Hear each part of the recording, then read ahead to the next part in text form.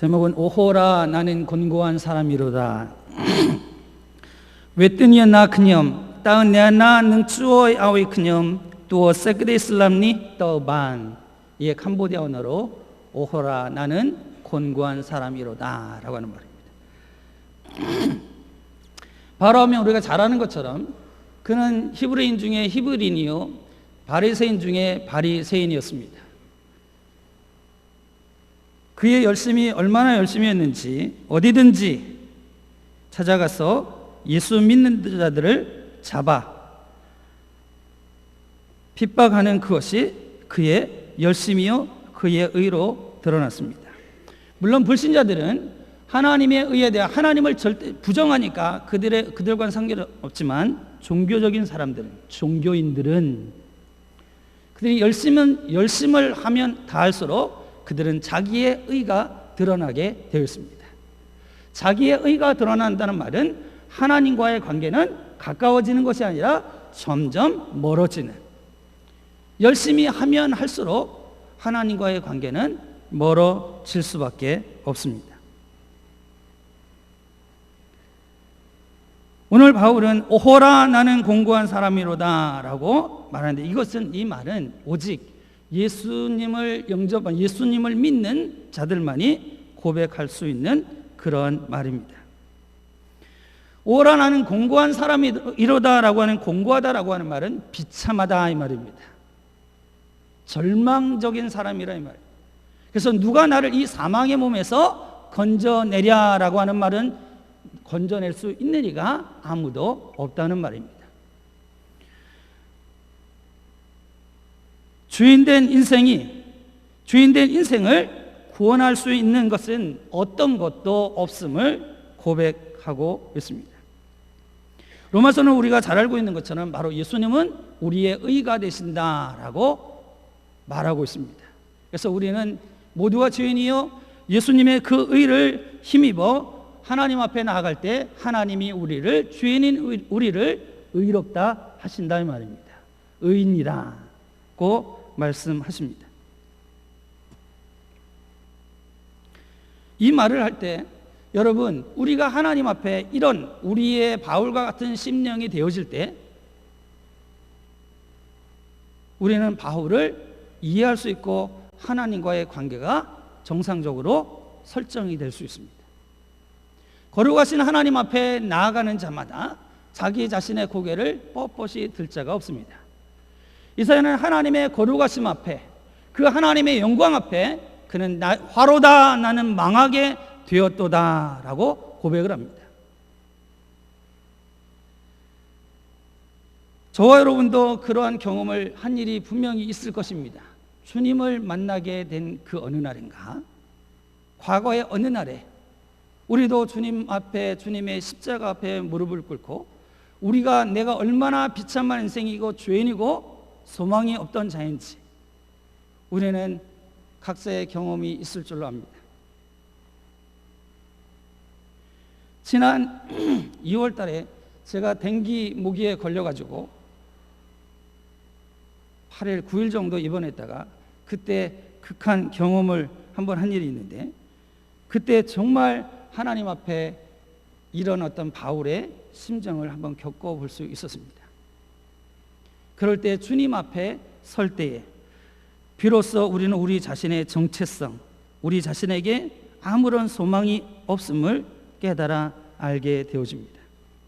근데 이러한 고백, 이러한 자세, 이런 것은 단 한 번이 아니라 우리의 인생 가운데, 주님을 따라가는 모든 삶 가운데 지속적으로 나타나야 합니다. 이 말은 주님 앞에 더 가까이 나아가는 자가 되어야 됩니다. 주님과의 관계가 세상의 그 어떤 것보다 중요하죠. 근데 우리도 모르는 사이에 주님과 점점 멀어져요. 예배는 참석하고 우리가 그리스도인으로서 행해야 될 모든 행위를 하고 있음에도 불구하고 하나님과의 관계가 멀어져가는 우리 자신을 발견할 때가 분명히 있을 것입니다. 우리는 주님과의 관계는 한시도 그 거리가 벌어져서는 안 되고 날마다 그분하고 더 가까이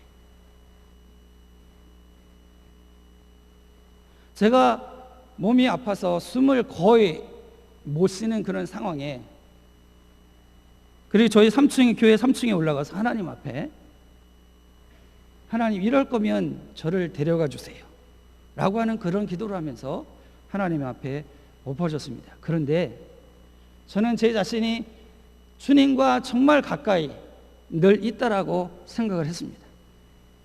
그때 기도하며 주님 앞에 무릎 꿇는, 왜 무릎을 사정없이 꿇었냐면 주님이 저의 옆에 계신 게 아니라 저 멀찍이 계신 그 모습을 제가 느꼈어요. 그것이 너무나 슬펐습니다. 그래서 아무도 없는 그 3층에 올라가서 하나님 앞에 정말 얼마나 울었는지 몰라요. 내가 목사고 선교사고 27년을 주님의 교회를 섬기면서 지금까지 와서 내 스스로가 그렇게 생각을 했는데 주님 앞에 내 자신이 적나라하게 드러나게 되어지는 그 모습을 보면서 아니었구나. 그래서 얼마나 울었는지 모르겠어요. 여러분, 그런 주님과의 관계는 더 가까이 나가면서 그럴 때 비로소 우리 자신의 정체성을 잊어버리지 아니하고 그 주님과의 관계가 지속되어져 갈 수 있습니다. 그렇다면 그 방법은 우리가 잘 알고 있는 것처럼 성경입니다. 신구약 66권은 하나님의 말씀인데 구약 성경은 우리가 잘 알고 있는 것처럼 이 땅에 오실 메시아, 구원자, 이 땅에 오실 메시아, 즉 예수님에 대해서 말씀하고 있지 않습니까? 모든 구약의 성경 한 권 한 권이. 신약은 우리가 잘 알고 있는 것처럼 오신 예수님, 구약에 약속되어진 그 예수님이 오신 거잖아요. 그래서 우리는 성경을 가까이 하면 가까이 할수록 누구와 더 긴밀해지냐면 예수님과 긴밀해질 수밖에 없습니다. 우리의 마음과 우리의 생각이, 아니 영향을 받고 우리의 인생을 살아가면서 우리는 다양한 사람들의 다양한 환경에 다양한 여러 가지 것들에 의해서 영향을 받고 살아갑니다. 우리의 마음이 기쁨을 얻기도 하고 우리의 마음이 기분이 상하기도 하고 상실감을 느끼기도 하고 때로는 절망감에 빠지기도 합니다. 그러나 예수님과의 관계가 되어지는 사람은 그 주님으로부터 가장 큰 영향을 받기에 세상의 일들로 인해서 주님과의 관계가 흔들리지는 않습니다. 많은 경우에 보면 예수님 그분이 나의 주인이요 나의 왕이라고 고백은 하지만, 그러나 우리가 극한 상황에 우리가 어떤 결정적인 일들의 선택의 순간에는 우리는 많은 경우에 머뭇거릴 때가 많습니다. 주저함 없이 주님 편에 선다든지 주저함 없이 주님이 말씀하신 그 길을 따라 행하는 일에 우리는 머뭇거리거나 때로는 중단해버리거나 아니면 뒤로 돌아서 버리는 그런 실수를 우리는 종종 하게 됩니다. 사랑하는 경향의 성도 여러분, 나는 과연 지금 얼마만큼 이 하나님의 말씀이 생명의 말씀이요 하나님의 말씀이라고 하면서 과연 나는 얼마나 많은 시간들과 내 마음과 열정을 다해서 내가 성경을 만나고 있느냐. 성경을 본다는 말은, 성경을 배운다는 말은 주님을 만나는 일이요 주님을 닮아가는 일인 것입니다. 하나님의 말씀이 내 심령과 내 인격과 모든 구석구석마다 충만하게 되어 있다면 세상에 일어나는 모든 해프닝, 내 삶의 주변에 일어나는 모든 관계에서 일어나는 것들이 말씀에 의해서 조명이 되어집니다. 내가 하려고 하는 게 아니라 주의 성령께서 우리를 그렇게 만들어 가신다 이 말입니다. 그래서 제가 우리 교회에서 설교를 하면서, 그리고 캄보디아 교회 목회자들을 재교육하는 그런 일들을 하면서 그들 앞에 고백을 했습니다. 제가 27년이 지나고 있는데, 만 27년이 지나고 있는데 아직도 성경 창세기 1장부터 요한계시록 모든 장마다의 내용들을 제가 다 모릅니다. 이건 말이 안 되는 거예요. 그래서 이 부분에 대해서도 하나님 앞에 얼마나 제가 회개를 하고 그럼 목사인 저만, 선교사라고 하는 저만 그래야 되냐 이 말이지요. 이거는 모든 그리스도인이라고 하면 하나님의 말씀에 대하여 이해하고 마땅히 알아야 되는 것이라고 생각합니다. 이것이 안 되니까 종종 주님과의 관계가 안 되고, 내가 살아나고 내 의가 드러나고, 그래서 주님을 따라가는 그 길에 자주 넘어짐이 됩니다. 바울의 이러한 고백은 계속 지속되어야 되는데, 바로 고난이라고 하는 이것이 우리로 하여금 주님 앞으로 가까이 가게 만듭니다. 그리스도 안에 있는 고난. 그리스도 안에 있을 때 그 고난을 좋아할 사람이 어디 있습니까? 아무도 없지요. 그러나 고난은 우리로 하여금 주님 앞으로 날마다 더 가까이 가게 만듭니다. 바울의 고백을 보면 고린도후서 11장에 보면 그는 이렇게 얘기합니다. 수고를 넘치도록 했다고 했습니다. 내가 수고를 넘치도록 하고 옥에 갇히기도 더 많이 했다고 했습니다. 매도 수없이 맞았다고 했습니다. 여러 번 죽을 뻔했다고 했습니다. 유대인들의 그 위험을 맞았습니다. 그리고 유대인의 40의 하나 감한매를 5번 맞았다고 했습니다. 태장을 맞았다고 했습니다. 한 번 돌로 맞았다고 했습니다. 3번 파선하고 일주야를 보냈다고 했습니다. 여러 번 강의 위험과 강도의 위험과 동족의 위험과 이방인의 위험과 시내와 강야와 바다의 위험과 거짓 형제의 위험과 수고하고 애쓰며 여러 번 자지 못하고 줄이며 목마르고 여러 번 굶고 헐벗었다고 그는 고백하고 있습니다. 우리는 바울이 행한 업적에 대해서는 잘 압니다. 그러나 바울이 당한 그 주님을 따르면서 주님이 부르시고 자기에게 주신 사명을 위하여 어떠한 수고와 어떤 고난이 있었는지는 우리는 깊이 생각하지 않습니다.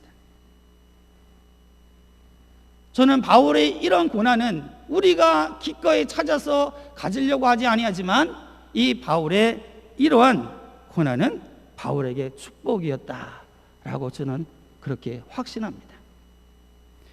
바울의 고난은 보면 죽음의 상황까지 가는 그런 고난이었음을 우리가 알 수 있습니다. 여러분, 인생은 죽음이라고 하는 막다른 골목에 다가설 때 자기의 정체성을 분명히 압니다. 제가 비행기를 타고 오다가 히말라야라고 하는 영화를 잠깐 보았습니다. 그건 크리스천 영화가 아니잖아요.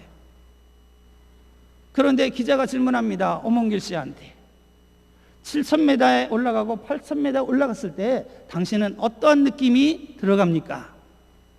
어떠한 느낌이 듭니까? 그럴 때 그가 그렇게 고백하더라고요. 정말 고통스럽고, 아니 오직 나만 보입니다. 나뿐입니다. 그리고 고통스럽고 절망 가운데 처절하게 그렇게 느껴집니다. 그때 내 얼굴에 쓰고 있던 가면이 다 벗겨지는 것을 내가 알았습니다. 이게 그 극한 상황에 처한 사람의 그런 일반적인 고백일 수 있어요.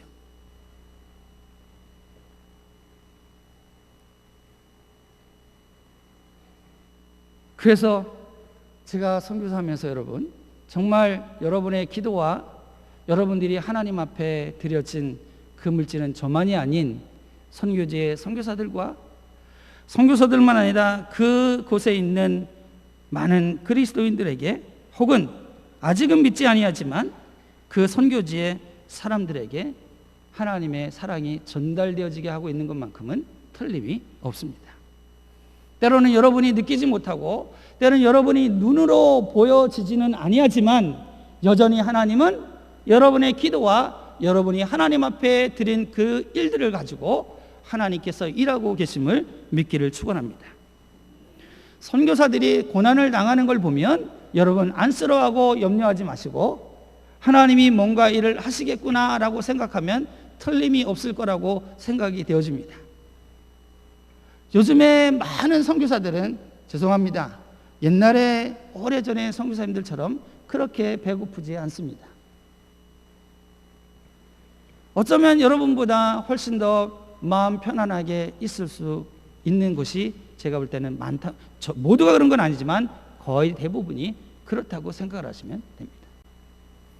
과연 고생을 하느냐 안 하느냐의 관심이 아니라 과연 하나님이 함께 하셔서 하나님이 우리의 기도와 하나님 앞에 드려지는 물질을 통해서 보냄을 받은 선교사들이 그곳에서 고난을 두려워하지 아니하고 하나님 앞에 헌신과 충성을 다하는, 그리고 그런 일들로 말미암아 하나님이 행하신 일들을 기대할 수 있는 여러분이 되었으면 좋겠습니다. 여러분은 직장생활하며 수고 안 합니까? 한국에 있는 목사님들은 뭐 선교사만큼 수고 안 합니까? 제가 선교지에서, 우리 선교지에서 캄보디아에서 많은 선교사님들과 함께 협력을 하면서 제가 그리합니다. 한국에서 목회하는 목사님들처럼만 우리가 하자. 여러분 잘 이해가 안 될 거예요. 한국에서 교회를 개척해서 온 마음과 온 생명을 다해서 다 바쳐서 교회를 개척하고 섬기는 그 한국의 목사님들처럼만 우리가 선교지에서 하자. 바울의 이런 생명의 위협을 맞는 가운데 있었던 그 고난은 바울로 하여금 주님 앞에 더 가까이 가게 만드는 것이었습니다. 그래서 바울은 예루살렘으로 향하여 올라가기 전에 밀레도에서 에베소의 장로들을 불러 모아놓고 설교를 합니다. 성령께서 말씀하시기를 거기에 환난과 결박이 그를 기다리고 있다고 했습니다. 그러면서 바울은 나의 달려갈 길과 자기의 사명을 위해서 내가 나의 목숨을 조금도 아까워하지 아니한다. 그리고 마지막에는 서로 부둥켜 안고 모두가 울었더라. 울었다고 했습니다. 그렇지요. 사랑하고 당연히 그 길을 가야 되는 것을 알았지만, 그러나 그를 사랑하고 존경했던 장로님들은 그가 그곳에 가는 것을 그냥 기쁨으로 보낼 수는 없었다 이 말이죠. 그래서 때로는 선교지에 차가 필요하다고 얘기해서 차가 필요하긴 하지만 모든 시간 속에 차가 필요한 것은 아닙니다. 선교 없다고, 차가 없다고 선교 못하는 것은 아니고, 여러분 배가 고플 수는 있지만 배가 고프다고 해갖고 선교를 못하는 것은 아닙니다. 때로는 지금 배가 고파도 돼야 될 것 같습니다. 저를 보세요. 배를 골아본 사람 같냐고요. 한국에서 목회를 개척하는 목사님들은 저도 개척을 해봐서 잘 아는데, 선교제는요 선교비 또박또박 잘 오지요. 어디 가든지 선교사라고 하는 그것 때문에 많은 성도들이, 목사님들이 맛있는 밥도 사주지요. 또 차비도 넣어주지요. 한국에서 교회를 개척해 보세요. 누가 거들떠나 보나.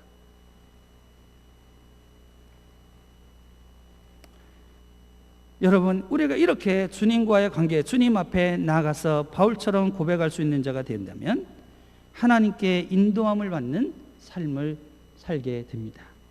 하나님께 이끌림을 받는 삶을 살아가게 됩니다. 다시 말해서 목적 있는 삶을 살아가게 됩니다. 예수는 나의 목적이고 내 삶은 그 주님이 행하시고자 하는 그런 모든 일들을 성취하기 위한 수단에 불과하다고 하는, 이것이 우리 뒤바뀌어 있을 때가 많습니다. 예수님, 제가 필요할 때만 오세요. 날마다 오지 마시고 제가 필요할 때만, 도움을 요청할 때만 그렇게 와서 도와주세요. 사실 이러한 우리의 모습들이 얼마나 많습니까?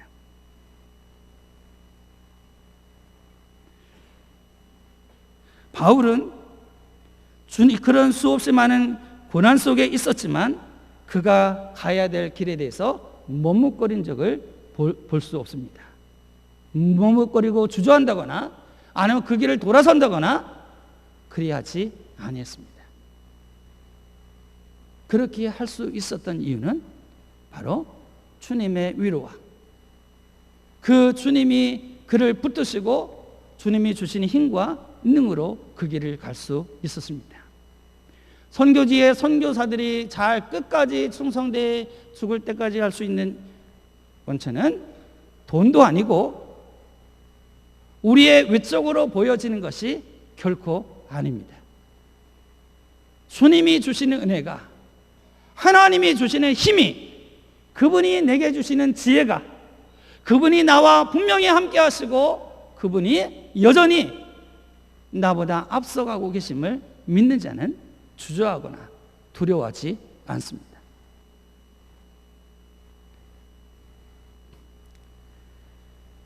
윌리엄 캐리는 그런 말을 했습니다. Expect great things from God. Attempt great things for God. 그랬습니다. 과연 우리는 날마다 하나님으로부터 무엇을 기대하고 있습니까? 어떤 것을 기대하고 살아가느냐 이 말입니다. 오늘 주일에 주님 앞에 나오면서 무엇을 기대하고 오셨습니까?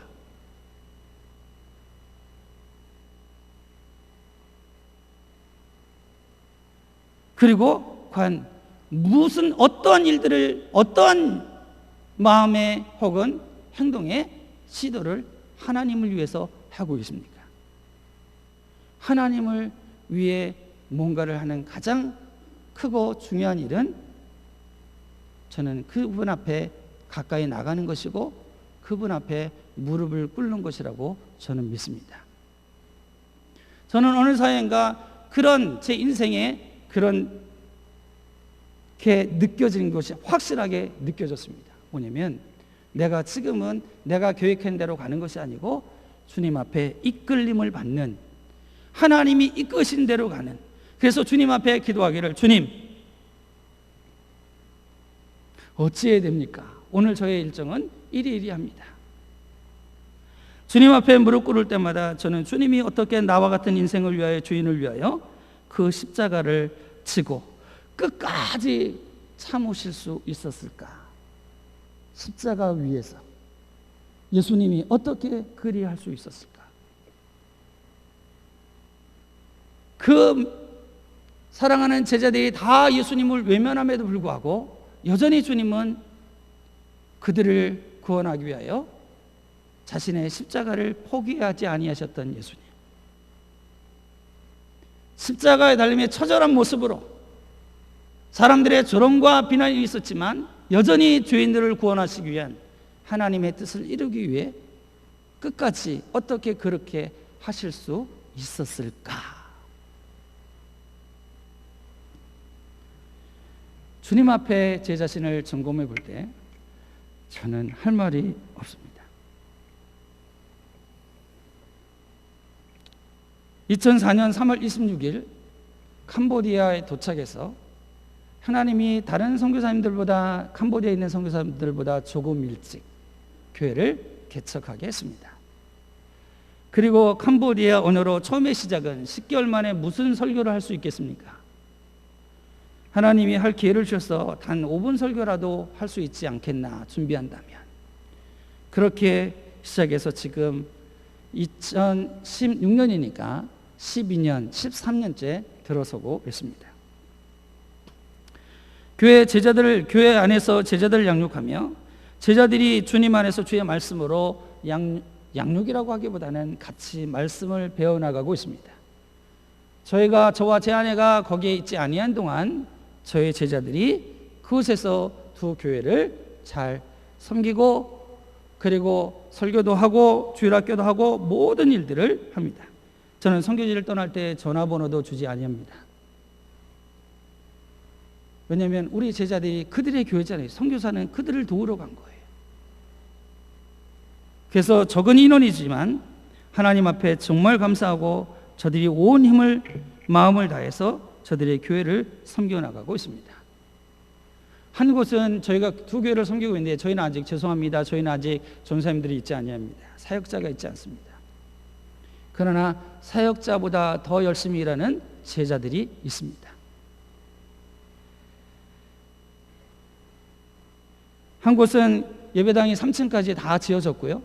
한 곳은 우리가 계속해서 기도하고 있습니다. 지금 같이 기도하면서 모은 헌금이 한 10,000불. 그래서 우리가 계속해서 기도하고 저희가 하나님 앞에 준비를 해나가고 있습니다.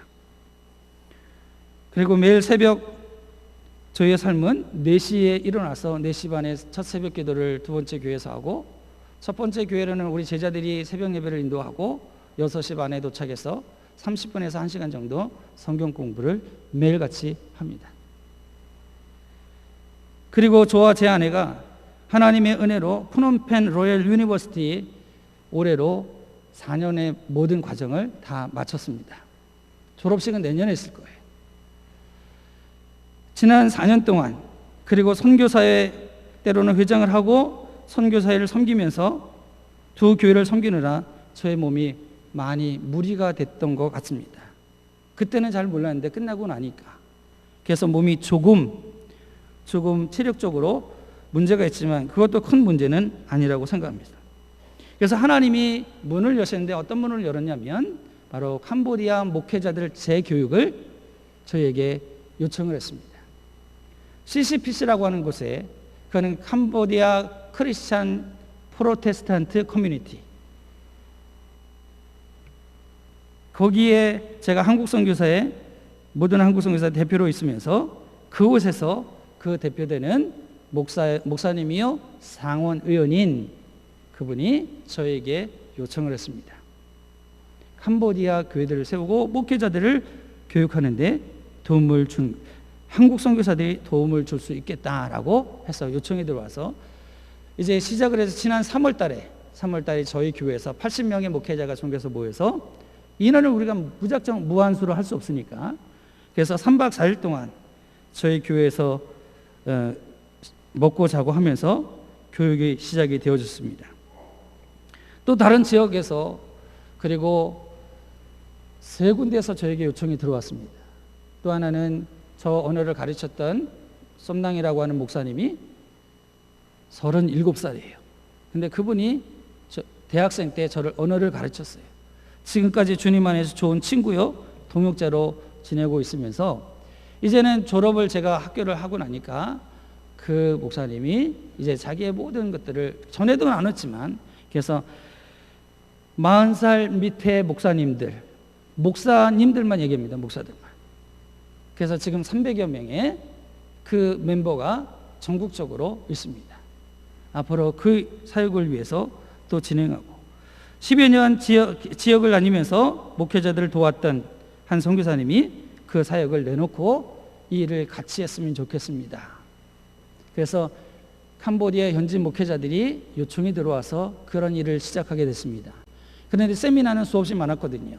그래서 저희 선교사님들이 우리가 직접 가자, 그들의 장소로 그들의 교회로 모기장 들고 가고, 그래서 같이 밥을 해먹고 3박 4일 4박 5일 낮에는 목회자 교육을 하고 저녁 때는 팀을 나눠서 흩어져서 각 지역교회에 부흥회를 하자라고 계획을 세우고 기도하고 있고 이미 시작이 됐습니다. 그래서 푸놈펜 저희 첫 번째 뚜러병축교회 가까운 곳에 그 사무실을 얻고, 그 사무실에서 한국 선교사들의 언어를 또 가르치는 일들도 하고 또 그런 준비들을 해나가고 있습니다. 또 하나는 캠퍼스 사역을 저희가 시작을 했습니다. 3년 전에 저희 교회 자체로 처음 시도를 했는데 그때 대학생들이 400명이 모였습니다. 그렇다고 지금 저희 교회에 대학생들이 많이 있느냐? 이건 아닙니다. 그래서 첫 번째 할 때는 제가 설교를 했고요. 그리고 6월 2일 날 그거 한 거는 다른 선교사님이, 목사님 제가 하려고 하는데 감이 오지 않아요. 지난번에 목사님이 했잖아요. 그래갖고 그 자기의 모든 준비된 걸 갖고 왔습니다. 같이 하자고. 그래서 지금 몇몇 선교사님들이 그 일들을 같이 하면서 지난 6월 2일 날 350여 명의 대학생들이 모여서 그 집회를 했습니다. 이것은 1년에 2번씩 하려고 해요. 그래서 이 일에 저희 제자보러 설교를 하라고 그래갖고 저희 제자 쩐다라고 하는 대학교 3학년 아이가 350명의 대학생들을 놓고 설교를 했습니다. 그리고 제가 미국에서 온 선교사님인데 그분에게 대학 캠퍼스 미니스트리를 당신이 맡아라. 대신 그 사역은 교회 중심의 캠퍼스 사역이 되도록 해라. 그리고 그 일이 또 계속해서 진행되어져 나가다 보면 각 캠퍼스에 전도를 하고 훈련을 해서 각자의 교회로 돌아가서 그들의 교회를 더 힘있게 섬기도록 그렇게 하고 있습니다. 그래서 지금 목회자들의 교육과 캠퍼스 미니스트리는 지금 같이 협력해서 진행해 나가고 있고요. 25개 도를 향해서 우리가 나가려고 지금 첫 출발을 했습니다. 사랑하는 성도 여러분, 우리 경양교회 기도와 여러분들의 하나님 앞에 헌신적인 그런 헌금과 여러분의 섬김으로 인해서 저만 아니라 우리 교단의 선교사님들은 선교지에서 아마 저보다 더 낫게 열심히 하리라고 믿어 의심치 않습니다. 그리고 정말 감사한 거는 여러분 볼 때 제가 한 게 저도 지내고 보니까 하나도 없더라고요. 그리고 저희 가족 소개를 잠깐 하면 저희 둘째가 이번에 대학원을 졸업을 했습니다. 그리고 전액 장학금으로 그리고 생활비까지 다 지원이 돼서 박사 공부를 시작하게 됐습니다. 많은 분들이 그래요. 그래도 목사님, 사모님이 기도해서 그랬잖아요. No. 여러분, 어느 부모가 자기의 자식을 위해 기도하는데 저희와 똑같지 않겠습니까? 저희 아이들이 그곳에 할 수 있었던 것은 많은 분들의 기도 때문이었음을 저는 확신합니다. 우리 둘째 딸이 이번에 얘기하더라고요. 엄마, 난 너무 겁나. 내가 한 게 정말 별로 없는데 하나님이 너무나 많은 것을 주셨어. 내가 하나님께 잘못하면 내가 큰일 날 것 같다. 저희 자녀들도 정말 많은 분들의 기도와 사랑으로 자기들이 영국에서 15년, 16년째 있다라고 하는 사실을, 그래서 그곳에서 하나님이 함께 하시는 많은 증거들을 보고 있습니다. 때가 되면 저와 아이들도 여러분처럼 하나님의 나라 운동에 또 그렇게 귀하게 쓰임받기를 기대하고, 이런 모든 것이 여러분의 기도와 여러분들의 헌신으로 말미암아 하나님께서 행하셨음을 말씀드릴 수 있습니다. 더욱더 힘을 내어 선교지에 즐겁고 기쁜 많은 열매가 여러분과 여러분의 가정과 자녀들의 것이 되기를 주님의 이름으로 축원합니다.